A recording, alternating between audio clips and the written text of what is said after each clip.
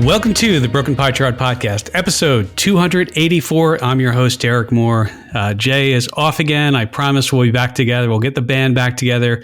Maybe not next week, but the week after. Our schedules will sync up, and the banter that you know and love will be back. But lots to talk about. A little bit of a retracement. Pick yourself up off the floor.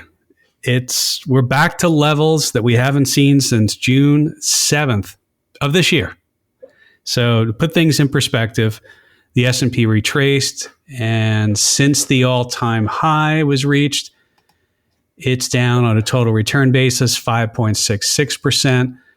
The Qs, the QQQ, the NASDAQ 100 index, down minus 9.59%.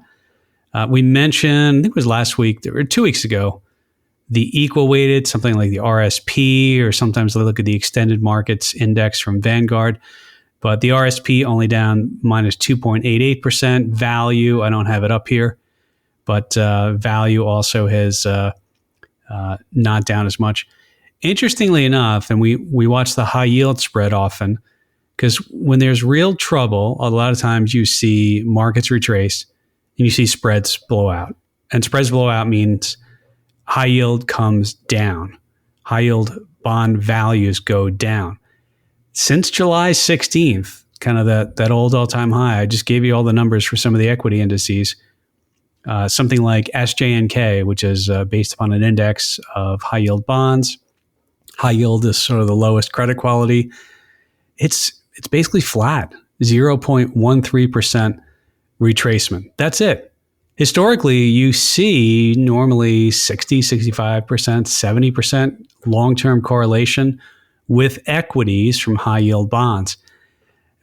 Some of you may have heard me say this before, but a lot of times when I look at a sell-off, I say, well, what are high yield bonds doing?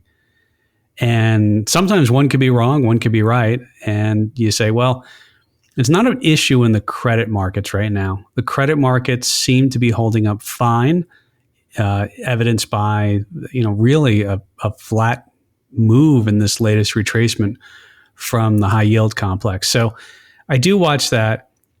All right. I mean, I think the big deal that's happened is, we were for a long time, and I think we even made mention of it, markets didn't have a greater than 2% retracement in a single day. I think it was like 356 days.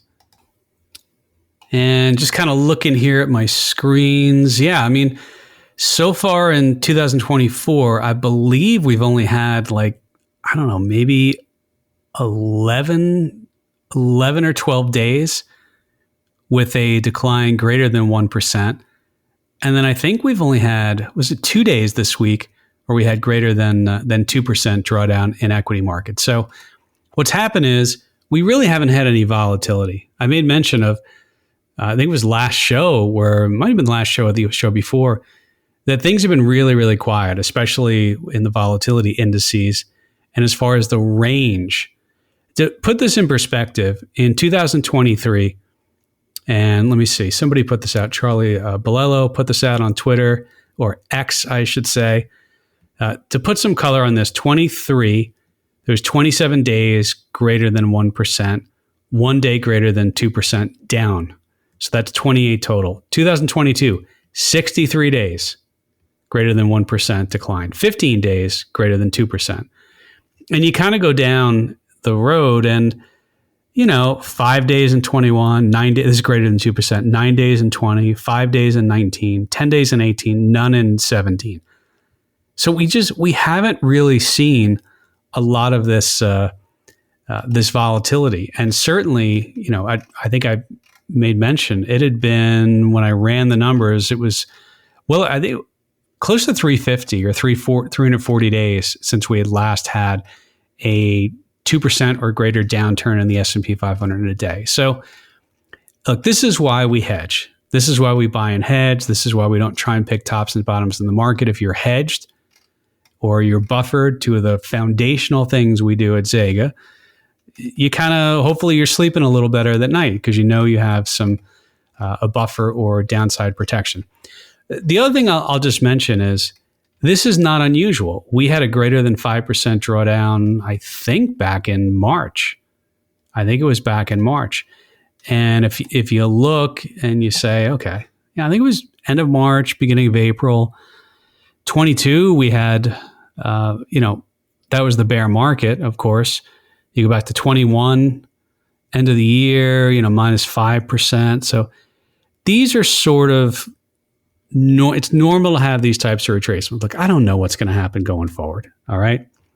But just if you're sitting there at home and you're saying, I'm an investor and I'm saving for retirement, like don't panic about this stuff.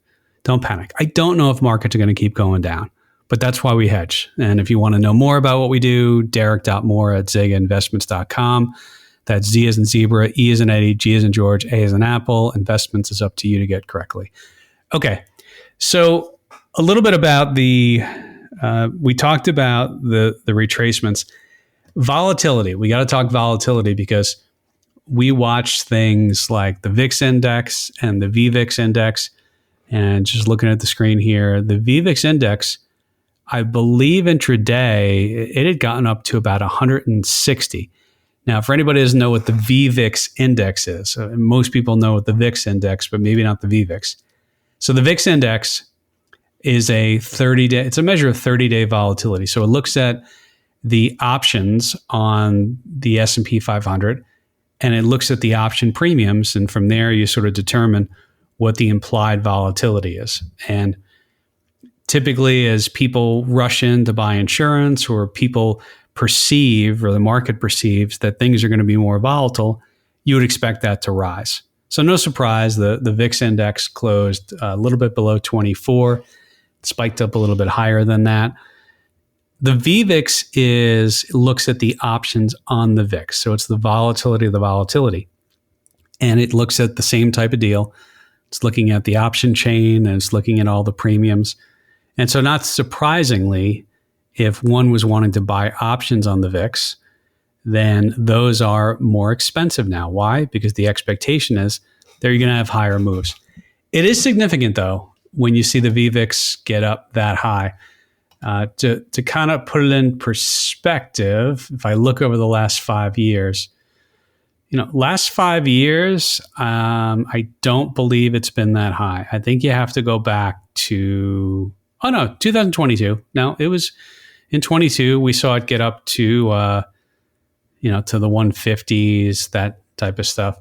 In March of 2020, it got up to, it was up over 200. And of course, the VIX at one point went almost to 80. So these are consequential moves in the volatility complex, but not unexpected, given that you have days where the market is going up or down 2%. Remember, if you want to do a back of the napkin calculation, you look at the implied volatility on something like the S&P, SPY at the money options, or you look at some of these implied volatilities, and at a implied volatility of 25, basically what you're saying is, it's the rule. Traders used to say it's the rule of 16, but you take the square root of the number of trading days, which is 252 this year. It's about 15.875 or so. So 25 divided by 15, if I can do my calculator right, 25 divided by 15.875. It's implying, rounded about a 1.6% estimated one-day move in, let's say, the S&P 500 at a 25. We didn't close that high on the VIX, and the implied volatilities on different options are different than the VIX. So, but I just kind of put that in perspective. This is something we'll watch, though. We watch it. In some of our, as traders and option traders, this is always on the screen. So, but that's what VVIX is. VVIX is the option or the implied volatility in options on the VIX. And then the VIX index, of course, is a non-tradable index. There are options on that. And by the way, don't start trading options on the VIX you're buying options on a future, and you might think you're buying it on the spot VIX. The one you see on CNBC is not tradable. It's Can't trade that. And the options aren't on that. The options are on the futures. The futures have different months of expirations. And so if you're buying, let's say, a November or December VIX option, you're not buying the current VIX future. Okay. What else do we want to cover here? All right. The employment data. And I think it's worth just talking about this a little bit. Unemployment rose, and that's sort of, this narrative now is it's deteriorating employment situation. Unemployment is spiking. I forget. I'd have to remember which show we talked about the SOM rule. It's probably a couple months ago. We explained that, and when the moving average of the unemployment rate crest a certain amount, that's recessionary. Look, at some point, I guarantee you, here's the guarantee I'll put out. At some point, we'll have another recession. I have no idea when that's going to be. And I always remind people that 29 out of the 30 leading economists, I think it was in Barron's at the start of 2023, said a recession was pretty much going to happen in 2023. Didn't happen. And by the way, recessions are normally called after they've already started. If you go back to the NBER, the National Board of Economic Review, I think I'm getting the acronym right there. They sort of call the official recessions. Back in 2008, I don't think they called the recession had started until sometime 2009. And we all knew it started in 2008. And it was pretty clear, but you'll know when you know it. I'll tell you when we're in a recession, when we're in one. Well, the employment thing. So what's going on there? Well, employment from June to July went up.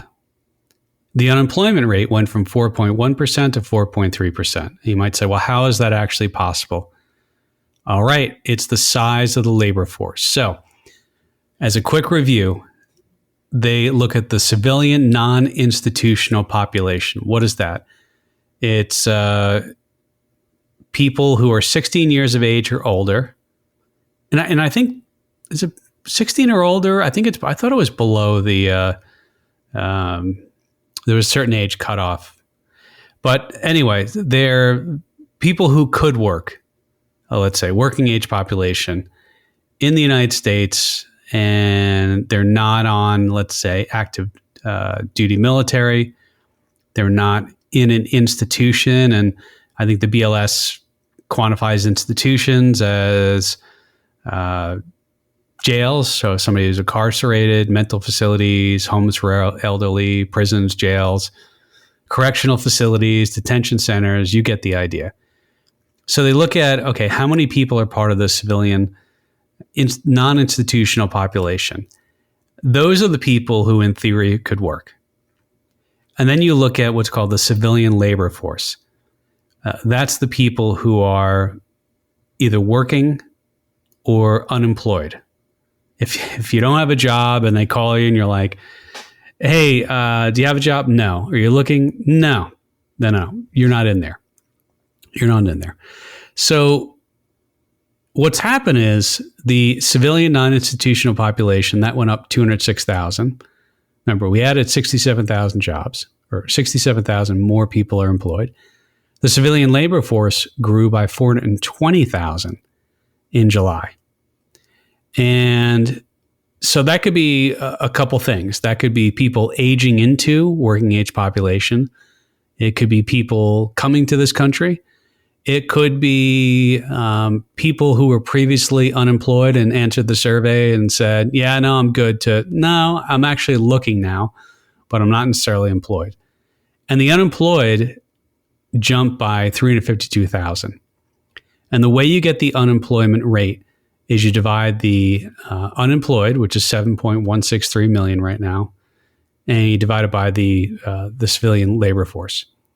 So that's a little wonky for you, but I guess the reason I wanted to explain this, and I do this every time, is that yes, unemployment is growing, but the size of the population, the size of the civilian labor force is growing.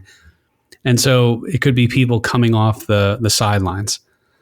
The one I also like to watch is the bachelor's degree and higher, that unemployment. And this is total 25 years and older, bachelor's degree and higher. And that one actually shrunk. It was 2.4% and went down to 2.3% unemployment rate, so minus 0.1. I'll also mention the 4.3. That's rounded, but when I calculated, it was actually like 4.25. All right.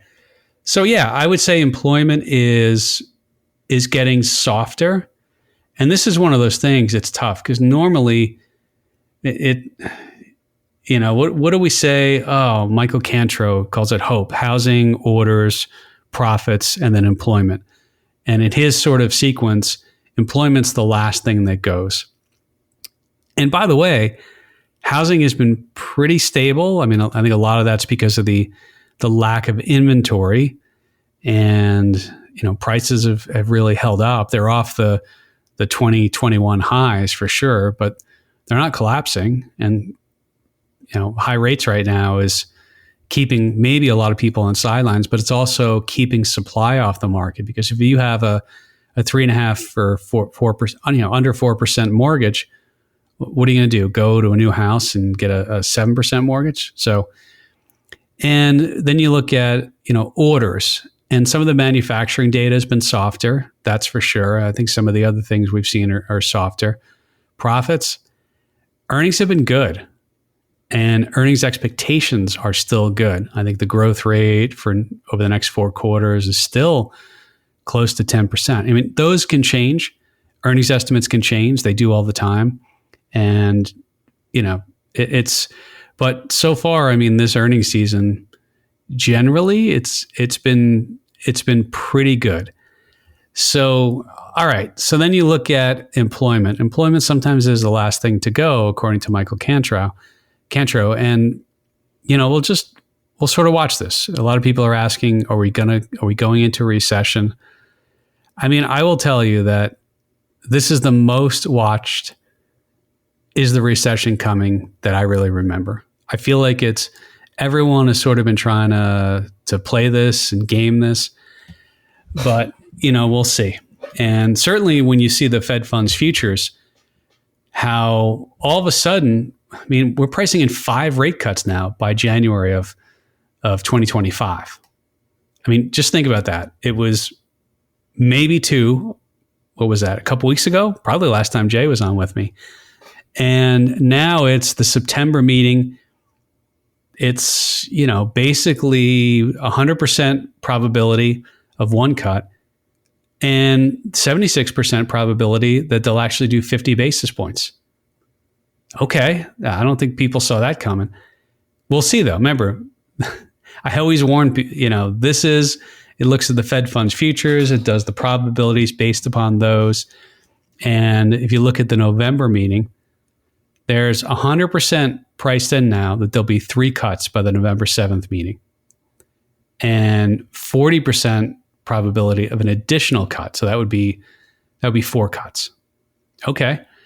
And then we look at by December, Fed funds futures are saying 100% probability of 4 cuts, 64.4% of a 5th cut. So that would be 5 in 3 meetings. 5 25 basis point increments. And then you look by January 29th meeting of 2025. So at that point, it's pricing in 100%. There'll be 5 cuts, 56.5% of an additional cut.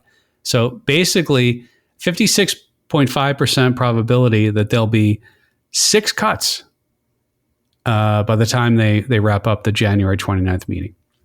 Okay. If I just go here, I'll pick a day. I'll just randomly pick a day back in here. July 17th. Day after the market was, let's do it July 16th. Okay, so it's not so random. I lied. There was, basically they had, by the January 2025 meeting, it was pricing in 3 cuts and a 41% probability of that 4th cut at that meeting. We go back a month earlier. Here, I'll do random. June 11th. Let's see what this one was. June 11th had basically only, 58% probability of one 25 basis point cut. In fact, they didn't have a cut at 100% probability until December, and maybe two cuts. It was like a 99.3% probability to be two cuts by January of 2025. Okay, so why am I talking about this? Number one is I remind people this changes. This is a viewpoint of the market and expressed in the Fed funds futures. There's a calculation that you can do. But the CME has a Fed funds probability tool. And the one I'm looking at is actually on Bloomberg, where it's nice and I can kind of mouse over it and stuff. All right. So that's one thing. The other thing I want to remind people is, and Jay and I went back and forth on this, not like arguing about it, but we discussed it. And I was always like, why do people want interest rate cuts? Why do they want cuts? The reason why the probabilities went up is because all of a sudden, because of the employment data and a couple other things, that people are now saying there's softening in the economy. Is there? We'll see. Is there a recession coming? Who knows? But that's one of the reasons. And the idea is that because of things softening, the Fed is going to have to go. And by go, I mean cut. And the Fed's going to go more, like 50 basis points at the next meeting. I mean, that's sort of priced in now. So but the reason I bring this up again is like, why did you want cuts? For what? Remember a couple months ago, I was like, why would the Fed cut if things are okay? And if you're rooting for cuts, you're actually rooting for bad economic data. You're rooting for the economy to soften. You're actually rooting somewhat for a recession. And the idea that the Fed was just going to cut a ton when things are really good, it just never made sense to me. So we see the sentiments changed a little bit, but I just remind people, be careful what you wish for, because if it is a softening, if it is a recession, I'm not saying that's what's happening, and then they have to cut for that. Is that really going to make the market go up 20%? Like, what are you hoping for there? So I'll give you the picture. I don't get it sometimes why everyone was so quick to say they have to cut. The idea that they're going to bring rates down to the inflation rate I'll just be honest with you, I think it's nonsense, because historically there has been a real return. I mean, the cost of money being above inflation. And I said it, go back to the 90s, and rates stayed above the rate of inflation by, was it 2% above inflation? Sure. I think that's a pretty safe bet. I shouldn't say safe. There's no safe bets, but this idea that they're going to go down to 2% in interest rates, I don't understand. So we'll watch that. We'll kind of watch that. The last thing I want to cover is, and a couple people have been asking me, did I see anything in shipping containers? I love the shipping container talk, but let's set that aside. I want to talk carry trade, because I watch the currencies, and the reason I watch the currencies is because there's a lot of money in that market, and there's a lot of money that's leveraged in that market. And there's something called the carry trade. The carry trade, for anybody who doesn't know what it is, basically it's institutions or investors, but institutions, a lot of the big ones, might be running a strategy where when you buy, you basically borrow in one currency and you buy another currency. And if you if you pull up, CNBC or your trading platform, or you just see, hey, what's the Japanese yen against the US dollar? Currency prices are relative prices. Like the dollar doesn't have a value on its own. The dollar is relative to the euro, relative to the Japanese yen. And when you look at, just to give you an idea of what's happening in the carry trade, the Japanese yen is getting stronger. And there was a carry trade. And the carry trade, by the way, is essentially you're short one currency but long the other. And a lot of people borrow one currency and buy the other. And the carry is because when you buy the currency with the higher interest rate, you earn that interest rate. But then if you're borrowed in the other, you're paying that interest rate. And it's that spread. And so since Japan has lower interest rates, it's a nice vehicle for the institutions to use as the short portion of the carry trade. And these are pretty powerful. They can go on for a long time. I was going to say, remind me to tell you about the New Zealand, the Kiwi yen back in 2007, 2008. But so what's happened there? Well, the Japanese yen has been getting stronger, and it's a little weird here to go through, but I'll explain it to you. When you look at a currency pair, there's usually one that goes first, a slash, and one that goes second. And so if you see something like USD, US dollars, slash JPY, Japanese yen, what that is, and if I told you right now, today, it's 146.53 yen. That's the level of that currency pair. When they're expressed that way, the second one in that expression is how many of those do you need to get one of the other? So how many yen do you need to get one US dollar, USD slash JPY? So 146.53 yen is what would be needed to get one US dollar now. It's come down, meaning it's gotten stronger. Because if you go back to the beginning of July, in fact, even just July 10th, it was 161.69. Yep, right about there. And if I go to here, let me go to a daily chart, make sure I'm getting this. Yep, 161.69 on July 10th.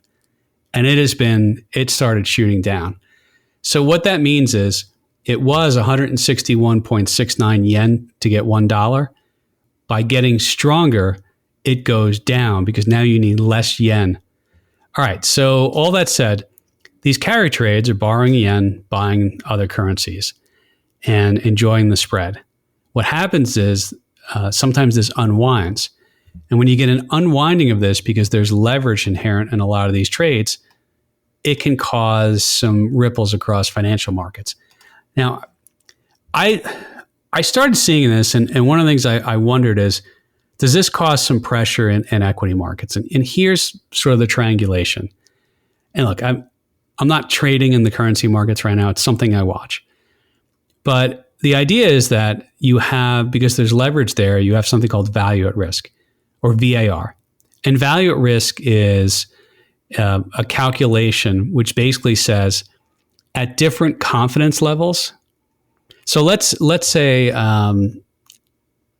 95% of the time in a portfolio, you don't expect to lose more than $100,000. That means 5% of the time you have a 5% probability of losing more than $100,000. So you'd say you have a 95% confidence level, or there's a 95% chance the portfolio won't lose more than $100,000. Okay. So these large institutions sometimes have these VAR levels.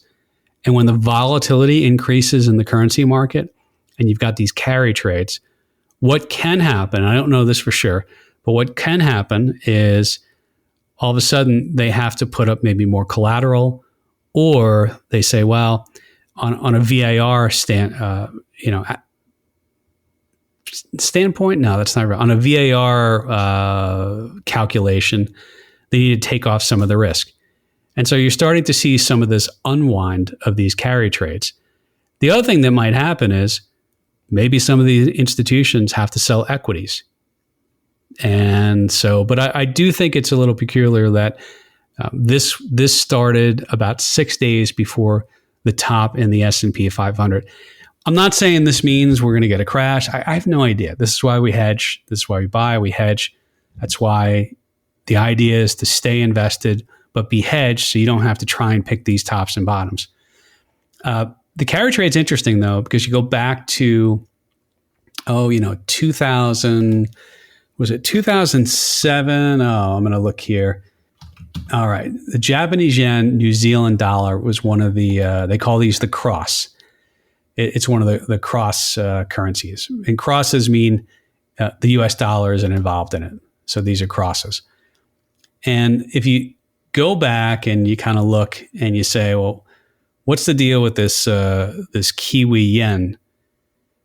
June 29th of 2007 was when the Kiwi yen had been in a very long, powerful uptrend, really for about 7 years. And I forget what the interest rate was. I mean, Japan was virtually zero, but I think the Kiwi, by the way, is the New Zealand dollar. I think rates were above 7%. So this was a favorite of the carry trade group back then. But it was just interesting because it started to unwind in June of '07, and that was before the equity markets. I mean, well before. But it was pretty significant. I remember the unwind, and currency volatility went up. Remember, as volatility goes up, the chance of a market getting to different places goes up, and then you have that value at risk. All right, I'm not going to go into. I'll kind of stop there because it starts to get a little wonky. But this is just one of those things. Not quite as clever as my shipping container rates that I watch, but sometimes you have these things that have ripple effects around the world when it comes to the financial markets. And I don't know, just something I find interesting. And so, if you wanted to follow this, I'm sure you can find a quote. They're pretty readily available of the USD/JPY. If you do it the other way, it inverts it. So it's actually US dollars to Japanese yen. It would be like 0 point something. But if you want to kind of follow along and you want to look at the chart, I'd be curious to see if this sort of retracement or that strengthening of the yen, remember, because it's opposite, less yen that you need for a dollar, the stronger a currency is. I'll just be curious to sort of watch this and see if we get an abatement of that unwind or that strengthening of the yen where that firms up equity markets. I've been a big proponent of the idea that the U.S. dollar, the strength of the U.S. dollar has been a headwind, especially in 22 for U.S. companies. And but anyway, we'll kind of leave it there. All right. So besides that, what else do we want to cover? The cost of hedging. I had a question recently about with the sort of the upturn in volatility has the cost of hedging gone up? And the answer is a little bit. And one of the ways I measure the cost of hedging is I look at if I was going to hedge a portfolio of, the S&P 500. So I buy SPY and I say, well, if I want to hedge it, and maybe I want to do it at the money. So meaning, right where it is right now, just at the money and go out like a year. And I'd probably, sell something, another option down, I don't know, 19, 20% down. So kind of that first 20% you're hedged minus your cost of hedging. And it's still pretty cheap. When I looked, I think I looked Thursday or Friday, and I'm recording this on a Saturday, so markets are closed. I don't want to look at it right now. But it was roughly 3.5%, which means if you get hedged right now, the drag on returns is just 3.5%. So it's like, markets up 30% next year. I'm not saying it's going to go up 30%, but you'd expect to have a drag of about 3.5%. So, 26.5% is sort of you participate in the majority of it. And by the way, we have a strategy called Buy and Hedge Classic that is sort of kind of like what I'm talking about. Earlier, I mean, it was under 3%. I remember for a while, Jay and I kept saying how cheap it was.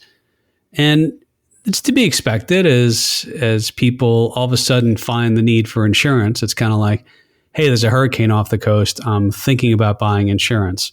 Yeah, it's going to be more expensive. So it's gone up a little bit, but it's still really cheap. And the other side of that is, in theory, hypothetically, right? If markets were down 20%, well, if you have a drag of 3.5%, you'd feel 3.5%, not 20%. So still a lot of benefits to hedging. It's not really that expensive. And right now, I know I've talked to a lot of investors recently, some advisors who we manage strategies for their clients. And they're getting questions, and I'm getting questions too. Hey, should I pull back right now? Should I become, more, should I get out, go to cash? Should I, here's the thing. The benefit of using hedged strategies is that it takes this guesswork out. You just say, I don't know if the markets are going to go down. I don't know if they're going to go up. What I do know is I can put in a hedge, or in some of the other strategy, we put a buffer so you don't feel the first X% down. Buffered strategies, we've actually been doing them for, I don't know, probably, is it close to 10 years? But, there's a lot of benefit to hedging. And the problem with trying to pick tops in the market is that if you get out, where do you get back in? How do you know? And more often than not, at all-time highs, people weren't, ringing the register and getting out because, again, how do you know it's not going to go up further? And how do you know when to get back in? But what happens is, as markets retrace, and this happens, I point to the end of March, early April, I believe it was over 5% back then too.